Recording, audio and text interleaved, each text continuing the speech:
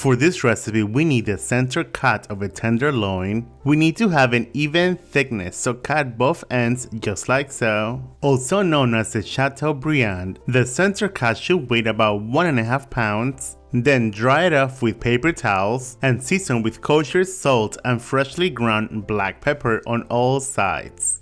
Once your tenderloin has been seasoned, set it aside and let it come to room temperature. Meanwhile, let's work on the duxelle. Duxelle is just a fancy name for a combination of mushrooms and shallots that have been cooked down. We are using 1 pound of mushrooms combination. You can use cremini mushrooms, also known as baby bella, maitake, and or hedgehog mushrooms. Now, we're using a food processor to dice a mushroom. You can also do this by hand if you prefer. Go ahead and pulse your mushrooms just like so until they get nice and finely diced. Now, in a cold frying pan, add in 2 tablespoons of olive oil, followed by 2 shallots finely diced, 2 cloves of garlic minced, then turn the heat to medium and cook until it starts to become translucent.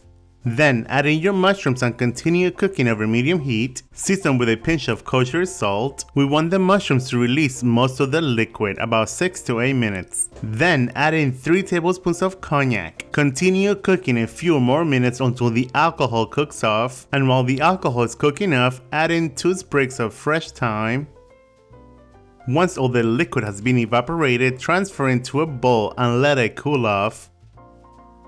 Now, over medium-high heat in a cast iron skillet, add in 3 tablespoons of canola oil. Once your skillet is smoking hot, add into the skillet and sear for about 1 minute per side. You really need to do this quickly as we don't want to overcook the meat. We don't need to get it perfectly golden brown. What we need to do is to lock in all the moisture.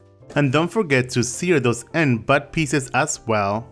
Remove from the heat and glaze right away with Dijon mustard. You need to do this while the beef is still hot so it absorbs the mustard's flavor. You're going to coat every side, then let it rest at room temperature. Now let's make crepes to create a moisture barrier. In a small mixing bowl, add in 3.5 spoons of all-purpose flour, followed by 1 large egg and 140 milliliters of whole milk. Then go ahead and whisk, whisk, whisk, whisk.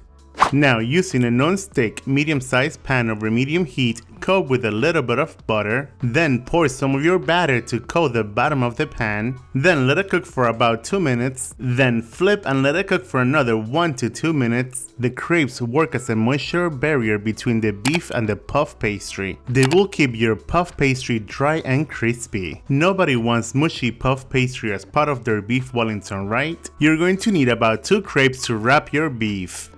Now lay a couple of your crepes overlapping on your countertop or cutting board. Now layer a few slices of thin prosciutto. The prosciutto makes the beef Wellington taste crazy delicious. Then spread out the duxelle on top of the prosciutto. Then gently place the tenderloin on top.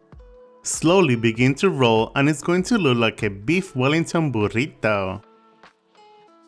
Then gently wrap it in plastic wrap. Leave enough plastic wrap on each end. Then hold each end and roll it around just like so until it tightens.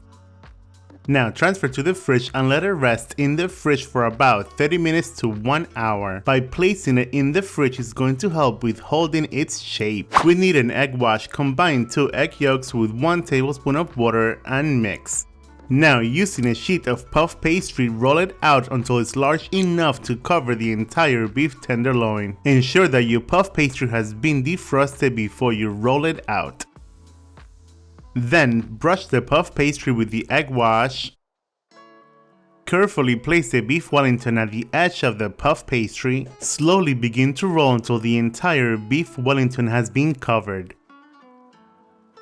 Pinch the ends together until the whole thing is completely closed. You may cut any excess puff pastry or even tuck it underneath. Then brush your beef Wellington with egg wash. To make it extra pretty, we're going to add a lattice pattern on top. Roll out a sheet of puff pastry to the same thickness as the beef Wellington. Then using a lattice roller, go ahead and get the shape just like so. I will leave a link in the description box to the one that we're using today. Go ahead and cut the excess puff pastry on both sides. If the lattice roller doesn't go all the way through, you may use a paring knife to open it up. Place your lattice pattern on top of your beef Wellington, wrap it around and tuck in the sides, and brush once again with the egg wash. Meanwhile, preheat your oven to 425 degrees Fahrenheit, that is 220 degrees Celsius. Then sprinkle some kosher flaky salt. Now bake at 425 degrees Fahrenheit until you get that golden brown crust. It should take anywhere between 30 to 40 minutes. If you're looking for that medium rare finish, it will be done when the internal temperature reaches 125 degrees Fahrenheit.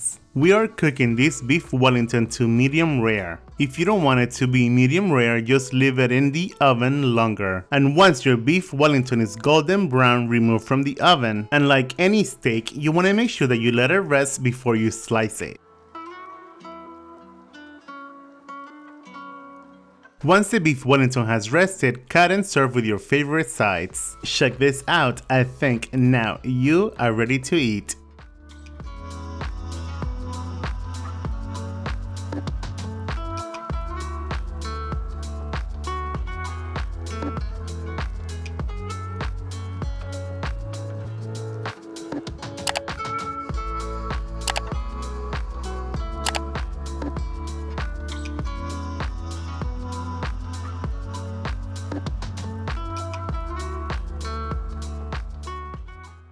There you guys have it, beef Wellington. Enjoy, buen provecho, and thanks for watching. Bye.